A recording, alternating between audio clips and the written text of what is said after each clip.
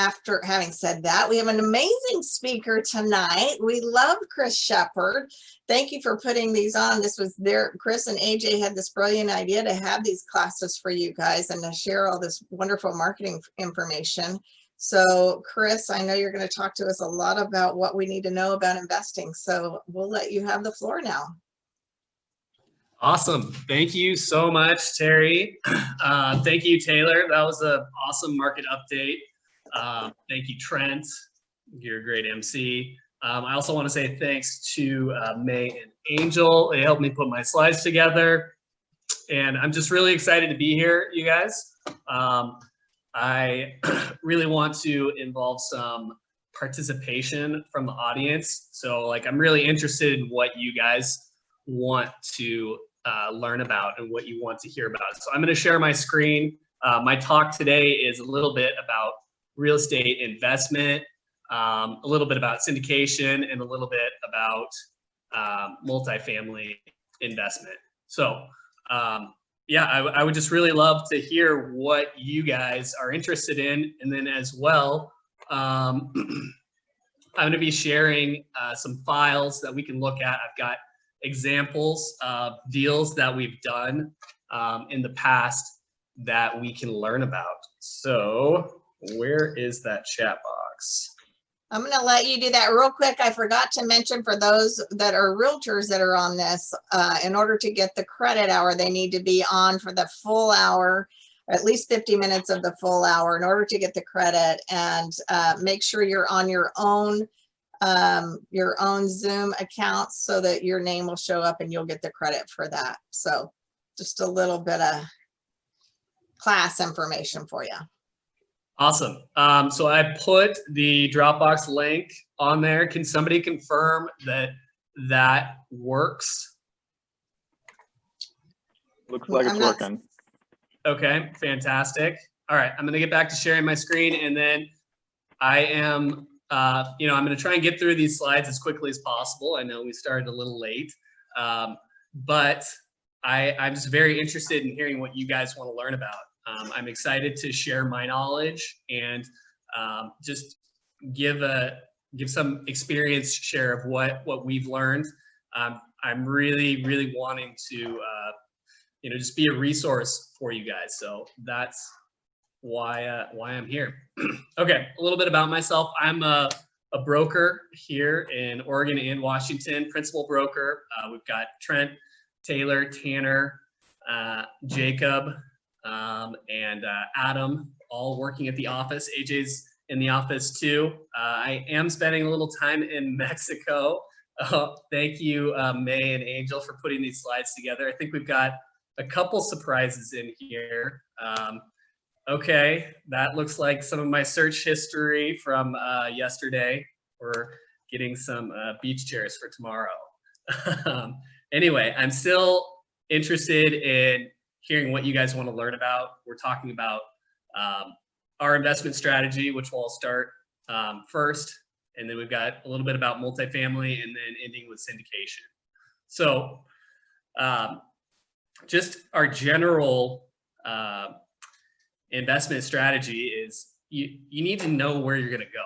So one practice that I do every year is I create a vivid vision, and this comes from Cameron Herold's Double Double, and it is essentially visualizing yourself in the future, 5, 10, 15 years, and trying to understand what you want your life to be like, your personal finances, your business. And it has really helped me figure out where I've wanted to take our real estate company. When I did my first Vivid Vision in 2017, I said that I was excited to be moving into a new office and that we would have 10 employees. And when I wrote that, we had 0 employees and we were working out of a used store. And in 2018, we purchased our first office. In 2019, we finished the remodel, and AJ, Trent, and Taylor are at our office in Multnomah Village, and now we've got 15 employees. So that doing a vivid vision is just huge for our success. And the way that I tie my everyday goals to my vivid vision is I use Brandon Turner's intention journal. And what this journal helps me do is I meet with May Estevez every morning. She's my assistant, and we write down our goals. We've deduced that from that 5-year goal to a 90-day sprint, and then we're working every day to just accomplish that minimum next step to get from point A to point B. And those 90-day sprints are huge. I don't know if anyone's read the 4-Hour Work Week, but it's a little outlandish book, but the idea of those 90-day sprints is huge. So if you guys are interested in real estate investing, and I assume that you are, since you're here, this is the forum. This is the time to meet people. It is the time to get involved with other investors who want to go on that journey with you, because I really believe in this quote from Jim Rohn that you are the average of the 5 people you spend the most time with.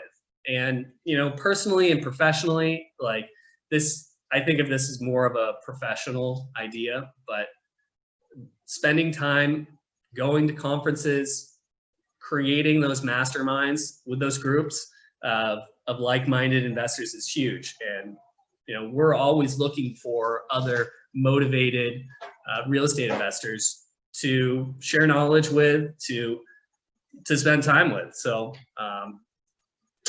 yeah. And then the last piece of what has got us to where we are today is action. I played a little bit of poker, you know, when I was in college. And the one thing that it taught me is that you have to take a calculated risk from time to time. You can't and waiting forever for that perfect deal is the one thing that will keep you out of the real estate market. And being in the market is the way that you reap the gains. And real estate is not a get rich quick scheme. It is the get rich slow plan. And I know that there's a handful of you guys out there who are like, well, what about COVID? You know, and you know, like that is our next slide. Like, yes, we are in the times of COVID, and it is a very uncertain time. And, you know, like if you guys would be so kind to chime in the chat, or Trent, are you there? Can you, like, I'm interested just to hear what everybody, like, okay, it's COVID times. What are you guys doing more often now that you weren't doing? And then what are you doing less of that you used to do a lot? So, Trent, are you there? Yeah, I'm right here. Can you see me? There we go. Okay. Yeah. Can you read the chat box? Like what are, you know, like for me, like I'm spending a lot more time at home, or, you know, inside, just with quarantine. And that really changes quite a bit of life. And, you know, it's not surprising that real estate sales are up, sales of single family homes are up, because of just that need to have a place to be at home. I'm seeing here that, you know, people are buying. Think about a house. Yes. Well, and I think with this 900 square foot office is important, because a lot of my clients that I'm working with are llooking for that at-home office space. So I think that goes back to you. Converting sheds into office space. Yep. Oh yeah. One of the things that ULI presented on was like kind of urbanizing the suburbs. So I'm seeing a lot of people wanting to move from apartments to houses and finding that more space. AJ, you were saying that people are moving from apartments and condos into houses. Yep. That would make a ton of sense, based on just the market update that Taylor just gave. Okay, so the next little piece of information that I want to talk about is inflation. You know, based on government facts coming out, the CPI, they're saying that inflation is flat. And this may be true, but if you're looking at real estate prices, especially single family homes, not necessarily true. If you're looking at the cost of groceries, those are also going up. If you're looking at the cost of Uber rides or gasoline, those are going down. So what the inflation numbers coming out are, those are basically saying that the cost of energy is evening out with the cost of goods and services. But when it comes down to it, life is changing due to COVID. And, we're all doing, a lot different things than we were a year ago. So, yeah. So inflation. So basically my point here is that if you're not investing in real estate and if you're just sitting on your cash, I guess going back to my, should I put my cash in my mattress? I don't think that we should be putting our cash in our mattress. I think that we should be investing it. Investing in the stock market, investing in real estate is the absolute best way to go. And if you're talking about real estate, it should be a long-term investment. And it doesn't matter if you buy at the peak right now or if you buy at the low right now. In 10, 15, 20 years, it's not going to matter what your purchase price was because your property will likely doubled in value. Oh, who wants to go to Bandon? That's one thing that I'm doing a lot more during COVID times. So yeah, hit me up if you want to go to Bandon. Let's make it happen when I get back. Okay, so just to recap, the get rich slow plan is you got to get in the market. That's the one thing that I have learned, and just in my experience is investing, and investing for the long term, utilizing leverage. Property values appreciate 3 to 5% every year. Who knows what's going to happen this year, but property values are going to go up. This is an interesting time because this is the first year over year that rents have gone down, and that hasn't happened in the past decade. So very, very interesting. So there might be some cash flow opportunities coming up. Add value, buy at the right price, and get in the game. Enjoy the real estate market. Set it and forget it. Okay. All right. So on to the multifamily piece. I'm still interested in hearing what you guys want to learn about. I'm going to kind of breeze through multifamily investing. I feel like a handful of you guys will understand this, and it's all pretty straightforward. It's very similar to investing in just regular single family deals. So how do you find a deal? Okay. This Chris. Yeah. Real quick.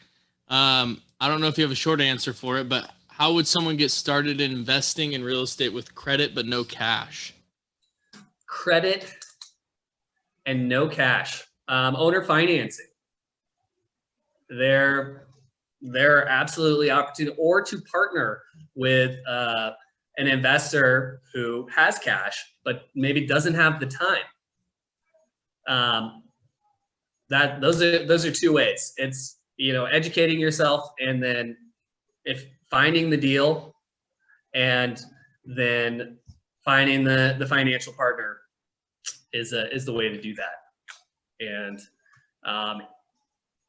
AJ and I do that with a couple in a partnership where we have a financial partner who helps us buy the properties. So, okay. So when you're looking for multifamily deals, AJ and I have only found our deals on the RMLS and through broker relationships, but there are other ways to do it through direct mail, creating owner relationships with apartment owners. Those to take a lot of time and a lot of relationship building to make those happen. And that's something that we're working very hard on. So yeah, that's located deal. Okay. And so let's say that we found a deal. All right. So now we found a deal and now we need to analyze that deal. If you have something that you're looking at, there's going to be some marketing. And so the marketing piece is called a pro forma, and that is what the selling broker estimates are going to be the rents and what they estimate the expenses are, just to make the cap rate look as good as possible. The actual year-over-year cap rate is going to be a lot lower than does everybody know what a cap rate is? Sorry. Yeah. So cap rate is going to be the net operating income minus expenses, divided by the purchase price of the property. And so you can have a pro forma cap rate, and that's based on what the seller thinks thinks the net operating income should be at the best possible scenario, and then there's the actual. So yeah, we'll look at how to analyze a deal and look at pro formas and cap rates. We've got the operating statement, that's your rents minus your expenses. And the way that when you're looking at a multifamily property, you want to find opportunities in that operating statement. So whether it's realizing that the rents are too low and they can be increased, and rent control is making that a little tougher, but also reducing costs. You know, a lot of older properties, they have payroll costs, like there are maintenance men on staff, and that's something that can be outsourced pretty easily. As well, you know, the updates with property management software allow for much less admin costs. And then our favorite way to add value is to figure out a way to improve the property or the amenities, or just provide some sort of value to the tenants to increase their experience, so that we can either increase the rents or potentially reduce costs, you know, whether we're upgrading plumbing or electrical, so that we're not having the plumber or the electrician out to the property all the time. Okay, so we are now going to look at an example operating statement. So we got something. Okay. Here is a property that we made an offer on about a year and a half ago. It was a great deal, but we did not get it, sadly. But this is what we're going to call a pro forma. Chris, I'm interrupting again. Yeah, go ahead. What are you personally seeing as the prevailing sales cap rate in the Portland metro area? 4.5 is going to be like the actual cap rate. You can see this property right here is advertising a 5.75 cap rate, but they're not creating this marketing piece, this marketing advertisement based on actuals. They're basing these off of what they believe market rents are. So it's very unlikely that they've got all of these units at these prices, or that's at these rents. This is what they think they should rent for. So what does it vary between the types of classes? You know, right now, I had a pretty in-depth conversation with an appraiser about a couple days ago. And, you know, when he is appraising a property, like if the property is completely dialed in and there's like no opportunity to add value to the property, it actually increases the cap rate.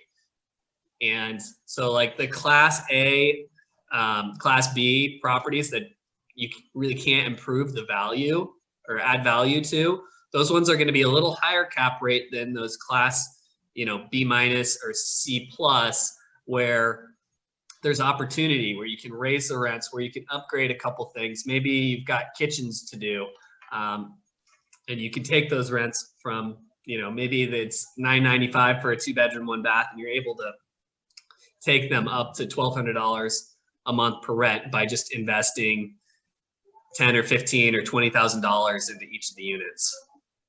So, it really depends on, if there's opportunity.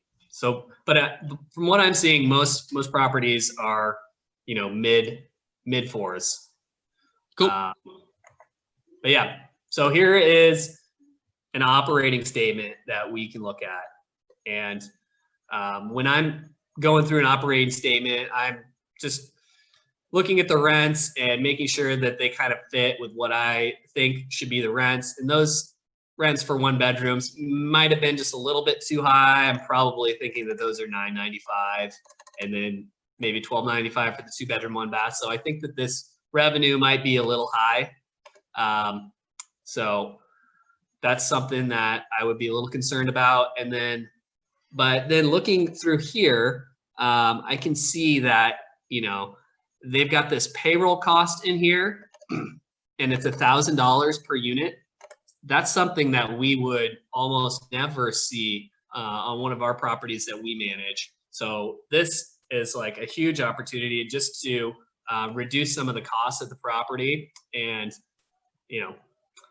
increase the net income by $40,000 a month. So when I looked at this, I saw a ton of value add and we put an offer in right away. Unfortunately, we didn't get it, but that is okay. So yeah, there is an example of a operating statement and just kind of analyzing it for how you could potentially add value to the property. Okay.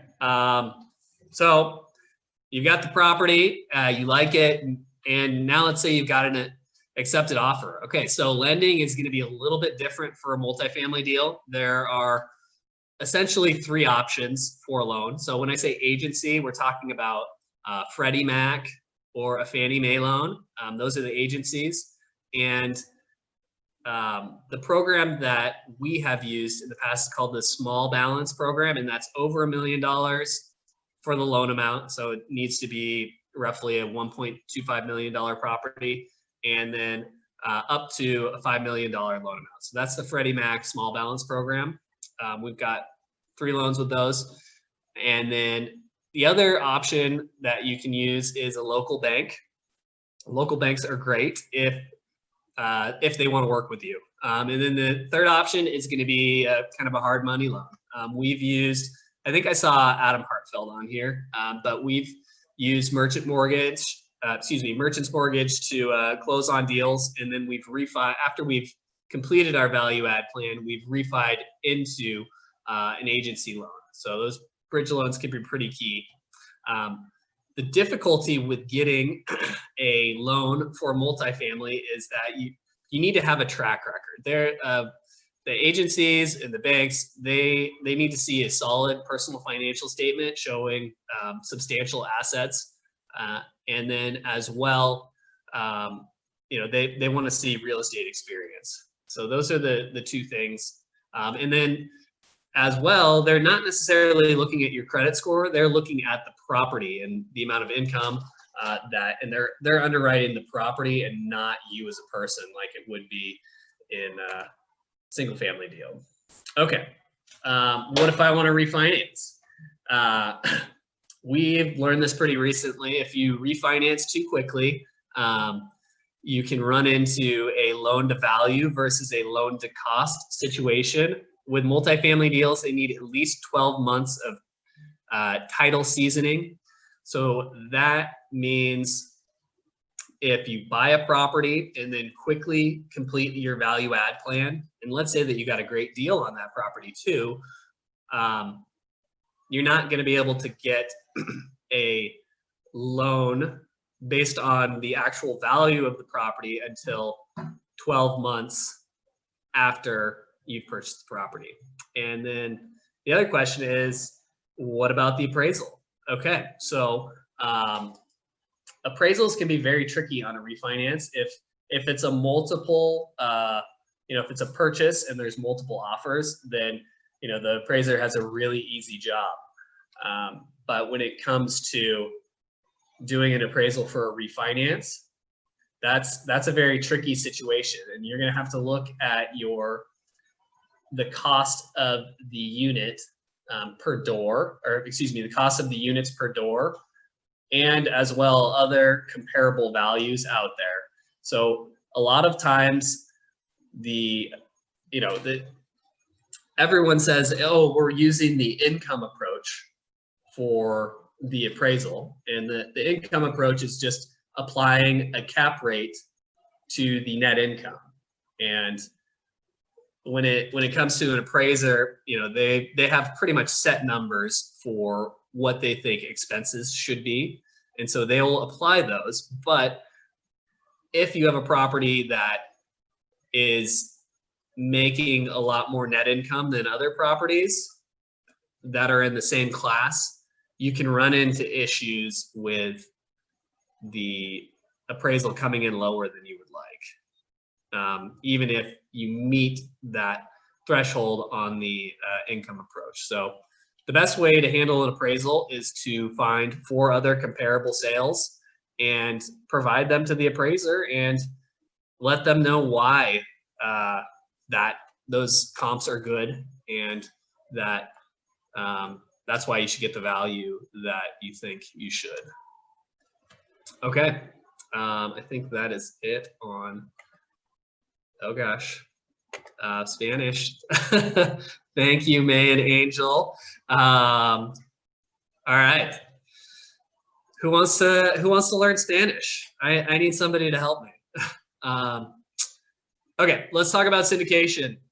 So, what is syndication? Does anybody know what syndication is? What is a syndicated deal?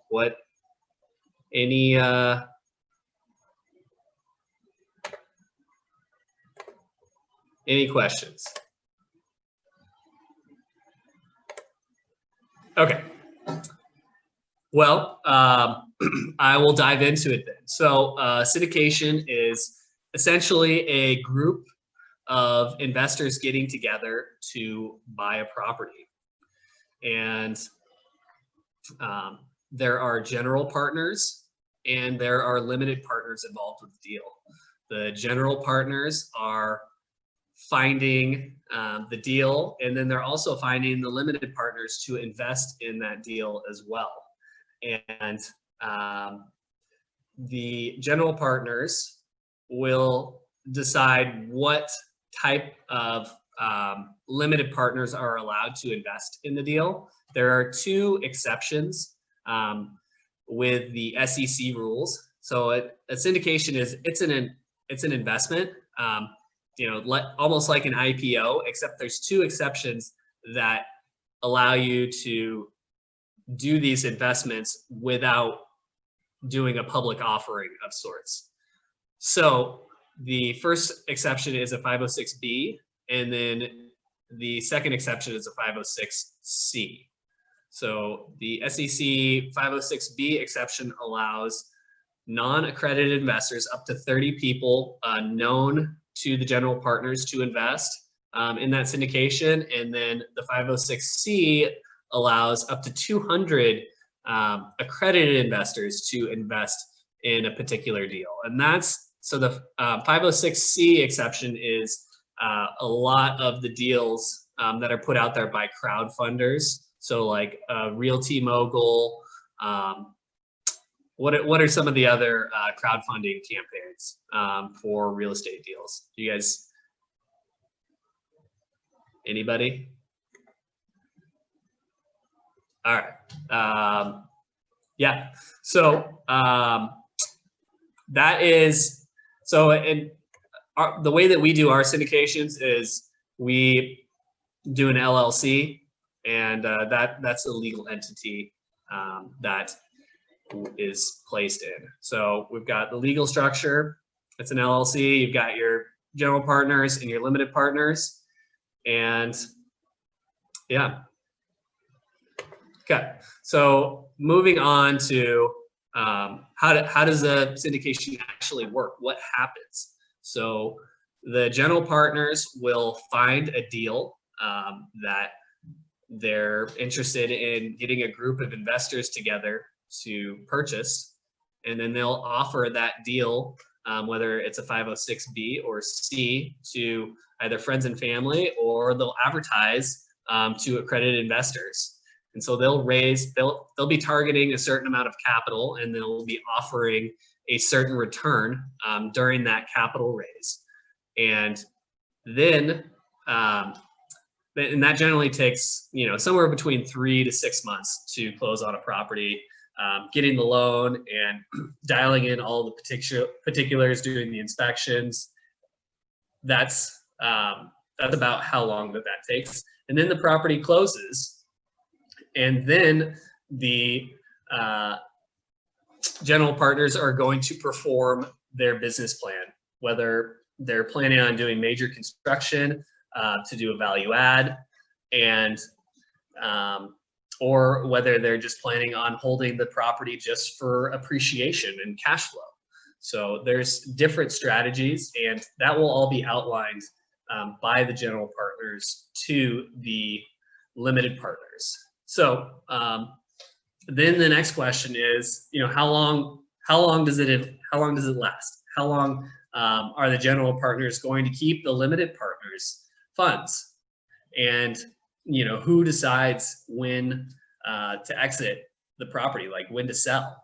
And so the general partners, and at almost every syndication that I'm aware of, the general partners are deciding when to sell the property, and they'll base those decisions off of how well the property is doing, how well the real estate market is faring, and if they're going to be able to meet the goals of the investment. The goal is to create a huge profit, and also to just achieve the IRR, the internal rate of return, and the profits for the limited partners. So I did mention IRR. So yeah, let's talk about waterfalls.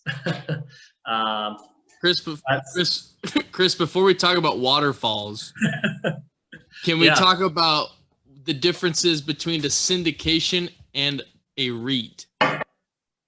A REIT. Okay. So a REIT is going to be a publicly traded fund that you can just buy a share of.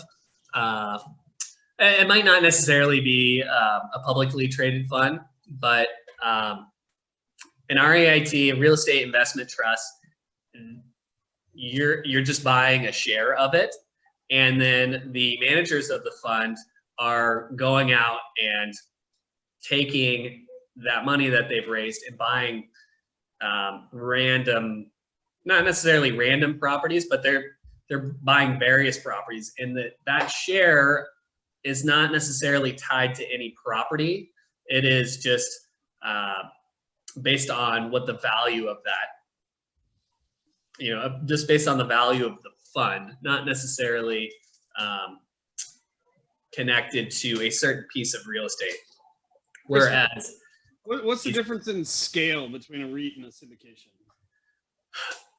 well, most REITs are, huge, hundreds of millions, to billions of dollars of funds to buy, large downtown core assets, whereas a syndication, can be, on a 9-unit complex. We just did one in December for a 9-unit. So there's a huge difference in scale. Any other questions?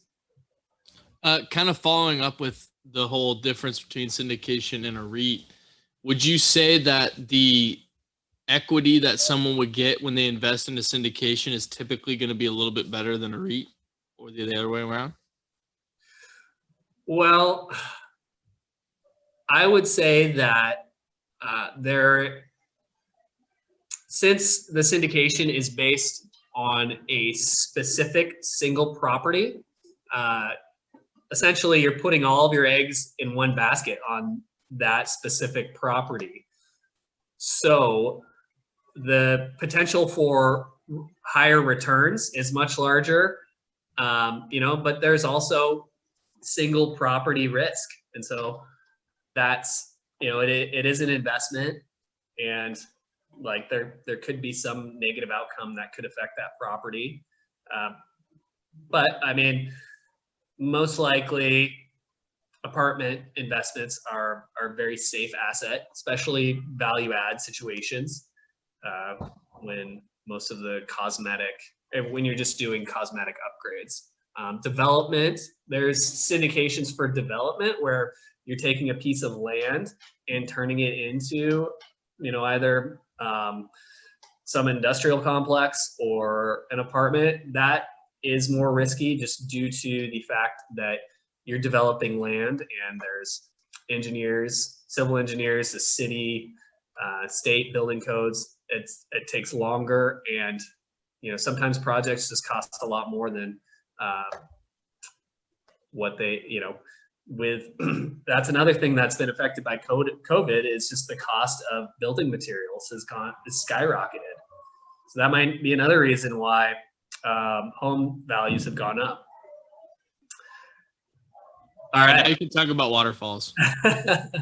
And, my favorite band from 1995.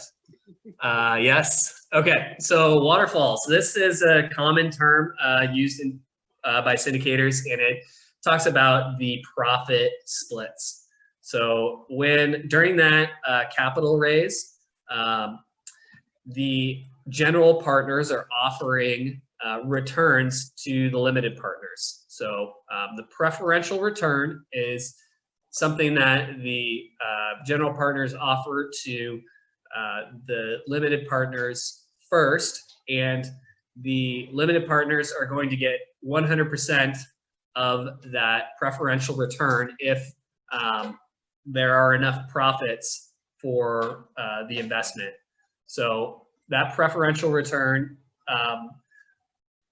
is returned first at 100%. And what we do for our deals is a 7% preferential return year over year, cash on cash.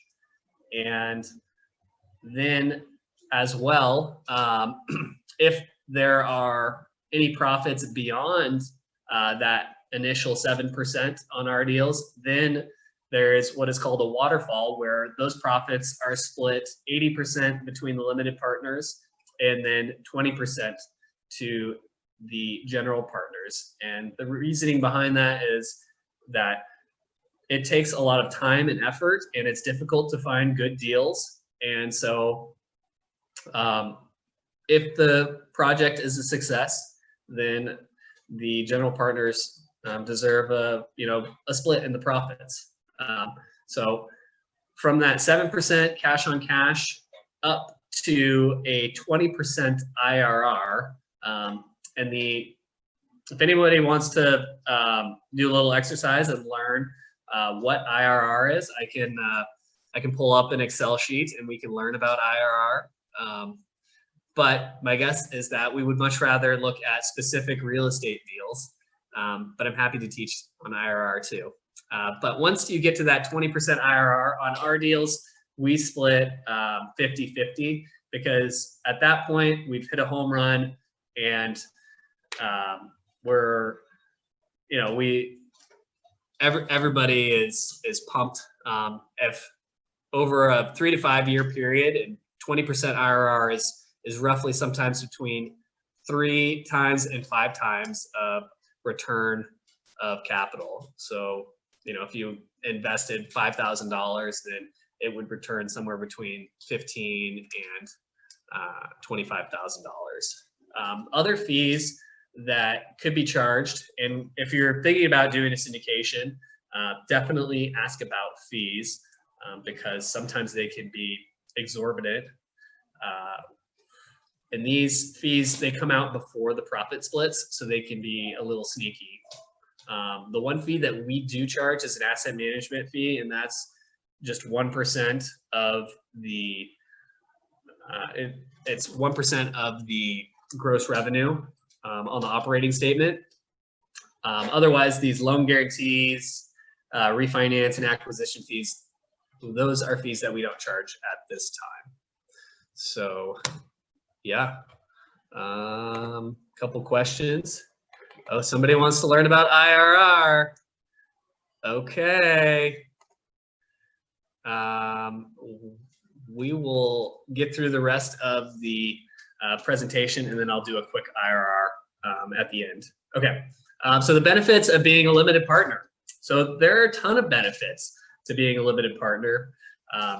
You can learn about multifamily investing without actually having to do all the work. So a lot of the work that's being done by the general partners is they're raising funds, you know, talking with hundreds of people and trying to raise funds to get the deal done, to raise enough capital to actually implement their business plan. As well, they have to qualify for the loan and they have to find the deal. What's great about being an LP is you can invest with a 401k or a self-directed IRA. AJ knows a ton about that. So if you're interested in using a 401k or self-directed to invest in a syndication, it is a fantastic way to grow that account. You know, there's profits. So capital gains instead of income tax, which is great. And leverage. So leverage is, ooh, I spelled leverage wrong. That's my mistake. But leverage is a huge benefit of a syndication. So imagine if you're investing $50,000 in the stock market, and over 5 years, you make 10% a year, and that's, you know, like a 60% return. Imagine if you invested that in a syndication and it did the exact same percentages.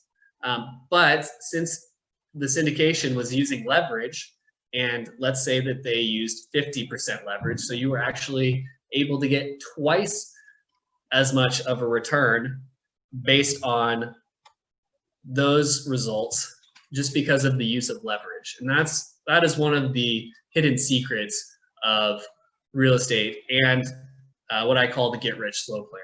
So this being an LP is one way of doing that. And the fact that your investment is secured by actual real estate is awesome. You can drive by that property. You can call the property management company and ask them why, you know, one of the units isn't rented. That's not something you can do for a business, being like, why didn't somebody buy, you know, that iPhone? No one's going to take your phone call if you're investing in Apple. All right. And if you're interested in starting a syndication yourself, I would be super happy to talk with you and counsel you in any way. Like, we love talking with interested, you know, real estate investors who want to go on that journey. So the benefits of being a GP is you've got the control of the assets. You get to decide when to sell, and so you get to decide when to take the profits. Hopefully, you know, for us, we have kind of a set formula that we're looking for the stars to align to sell the property. Also, you know, you get to collect fees, profit splits, and there are tax benefits. So, I guess one thing that I haven't even mentioned is I've got a slide in here about being a tax professional or excuse me, being a real estate professional. So it's also tough being a GP because you have to have that experience to get the loan. You need to have experience to be able to raise funds from other investors who, you know, might not know you, and getting all the legal docs dialed in, and then finding the deal is probably one of the most difficult things as well. Okay, so I had a couple talk to your CPA ampersands, not ampersands, but yeah. So tax benefits of being a real estate professional, they're awesome, but you can only be a real estate professional if you spend more than half your time working on real estate. And it's possible for a spouse to qualify as well, which is an awesome opportunity too. But being a real estate professional allows you to write off any real estate losses. So real estate losses, depreciation, or any rental losses are inherently considered passive unless you meet this real estate professional status. So if anybody has any questions about that or wants to hear more about that, let me know. Okay, so we've got examples. I know that somebody wanted to learn about IRR. I will quickly do an example on IRR. Okay, so let's say that I'm just gonna use simple numbers. I'm gonna make this really big. Let's say that we bought a property for $100,000 on years, so period. So year zero, let me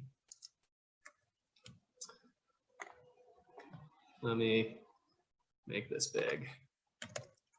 Okay, so period zero, we outlaid 100 grand, and I'm just gonna say that's 100. But then in year one, we let's say that the rents that came in, or the net income from the property, was $5,000. Year two, it's $5,000 as well, and then year three, it's $5,000. And then we decided to sell the property in year four. So we got that $5,000 in year four, but then our property sold for, let's say it sold for $140,000. So then we received $145,000 back. So what IRR does is it sets the net present value to zero. So a net present value is calculating, what the discount rate. So, and the discount rate is the opportunity to purchase, let's say that you could invest in stocks and it would be, you would earn a 5% return on those stocks. So if your discount rate is 5% because you had an opportunity to invest in the stock market at 5%, what IRR does is it calculates what the discount rate would be for a net present value to be equal to zero. And so the way that I know how to do this is using Excel. Is you just use the IRR formula, and then you take the sum of these four cells, and it's going to give you the percentage that sets the net present value of these cash flows over 4 years. This is the discount rate that's going to set it to zero. And the calculation for net present value takes into account that discount rate year over year based on the period. So if that is my understanding of IRR, yeah, if anybody has any more questions about it, it is the discount rate that sets the NPV to zero. Does anybody want to look at, yep. What is an IRR target for your investments? Does it change as the number of units grows? No. So our IRR target on our last investment, it was 18%. And there's a limit to the amount an LP can invest in our syndications, because otherwise they would need to sign on the loan. So if somebody exceeds over 20% of the limited partnership, they would own 20% of the company, and then they would have to sign on the loan. So we just try to avoid that. I think on our last 2 raises, we raised $450,000 and then I think $650,000. So no, the IRR amounts, it doesn't matter. It doesn't change based on the units. Okay, But there's a limited amount that can be invested. So the IRR is a good kind of universal way to compare syndication deals to each other, is what you're saying. Yes, there are some downsides to using IRR to compare other investments, because if you look at one investment that might last 1 year and have an IRR of 25% versus another investment that would last 3 years that has an IRR of 15%, receiving the IRR of 15% over 3 years is far better than receiving the IRR of 25% over 1 year. So keeping in mind, Why is that? it's because a greater sum of profit would be received, because it's 3 years of 15% profit versus 1 year of 25% profit. So you're basically making 45% instead of 25% over that 3 years. Yeah, so it's, yep. Okay. How do investors in a syndication, so if someone's going to put money into a syndication as a limited partner, how do they make money other than the sale of the property? So the preferential return is paid out of the cash flow of the property. Why don't we look at an example? I've got one, our first syndication that we did. This is Southwest 68. Are there annual dividends on profits, or is like the entire end goal just to split the money when it sells? We do quarterly dividends. Okay. So if we look at the income statement here for this property,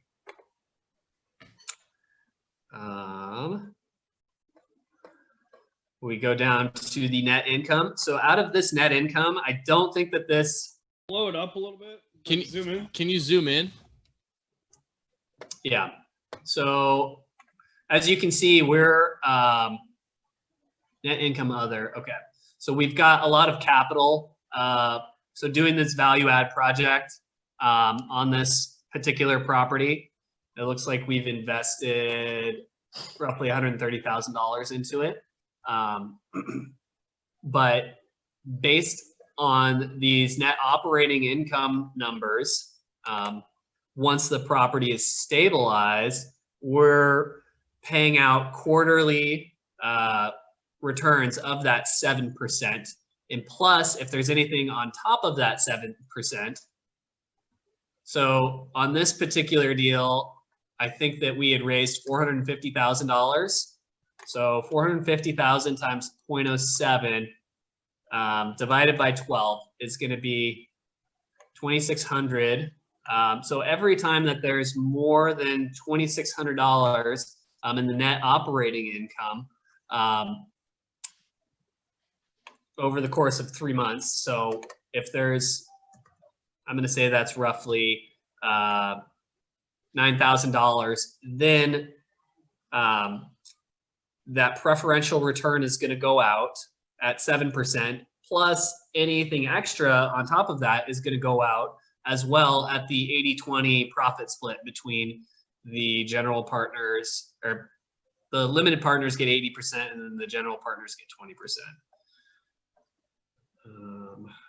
So that is our first syndication deal. And I want to say that we were able to refinance that property, and we paid out all of the quarterly returns on that particular deal.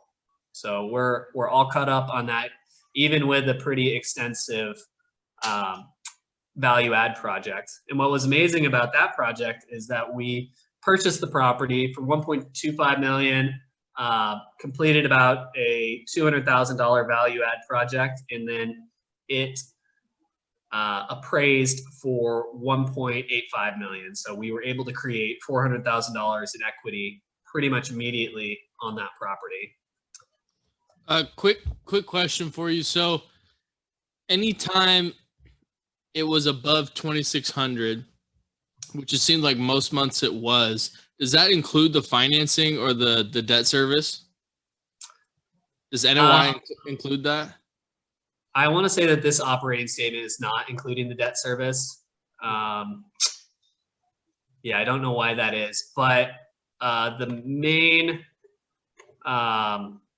piece here is that since we were doing that value add project, I think that we, yeah, that income statement needs to show the debt service. So that was not the best example, but the loan that we got on that property, I want to say was about $4,600 a month, which that was a Freddie Mac small balance loan that we refinanced into, and I want to say the rate was 3.85%, and the first year is interest only, so that's why the debt service is so low. Is an 80-20 split typical after paying that preferred return of the 7%? It is. Okay. And then what are tax benefits of investing in a syndication? Tax benefits. So if you're a high income earner, that is, it is a great way to kind of work out of your job and bring in cash flow at a lower tax rate. So real estate investment is instead of paying your income tax, you're able to pay, and you're gonna have to triple check with your CPA on this, but on a sale, that's gonna be capital gains tax. And the dividends, I'm not 100% sure exactly how the quarterly dividend is going to be classified. I think since I'm a real estate professional, it just kind of all conglomerates into one. But I want to say that dividends will be taxed at your income tax rate. So the main benefit is that when you get those gains, it's only taxed at the it's only taxed at the capital gains rate. As well, though, that cash flow, since we're able to do, since the property is depreciating, most or all of that income will be sheltered by the depreciation, and there likely won't be any tax gain, especially in the first year, because we do so much depreciation on a property.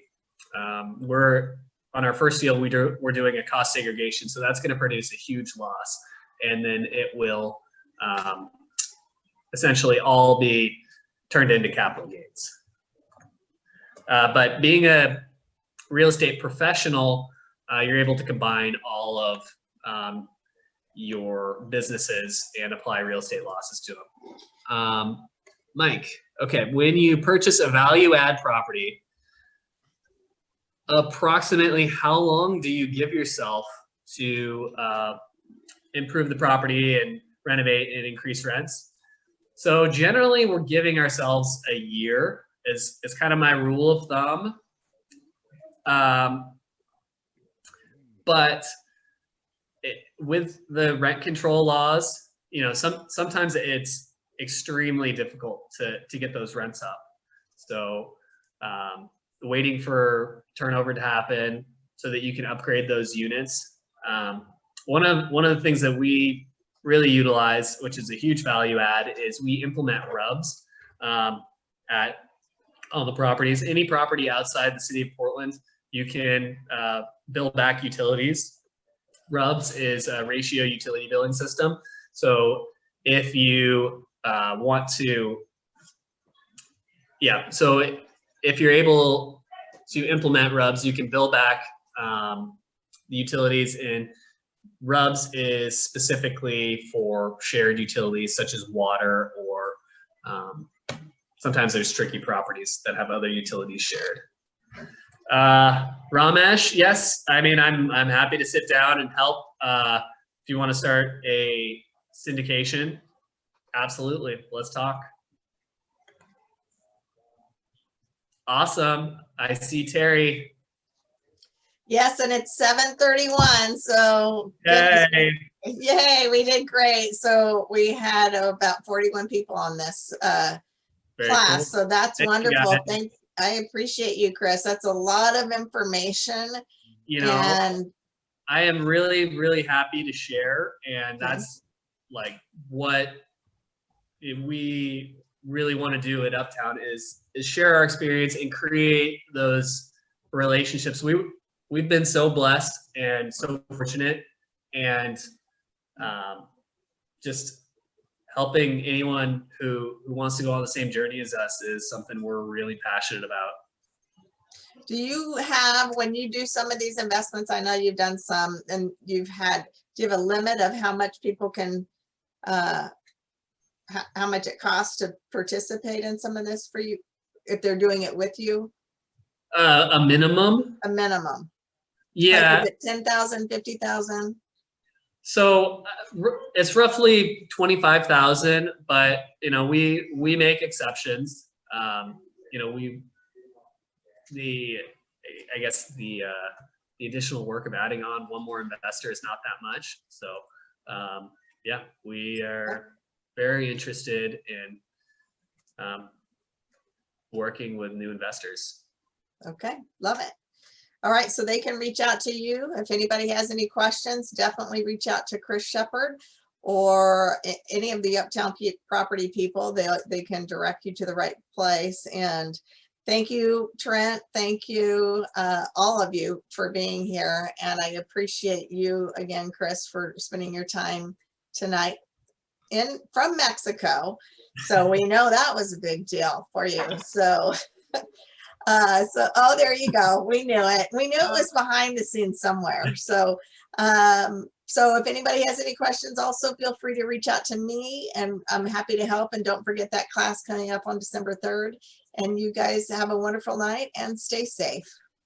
Thanks, Terry. Thank you, Chris, for your awesome presentation. Everyone, I hope you have a great night, and stay tuned for December's event with Patrick Berry. It will definitely be a good one. So Yes. thank you all for joining. Also, that event that Terry was mentioning on December 3rd, I'm absolutely attending that. It's going to be a great event. Really looking forward to it. It will. We have about 400 people already signed up. So if you're not signed up, shoot me an email. Make sure you get it signed up. So cool. Yep, sounds good. All right. Have a great night, everyone. Take care. Thank you.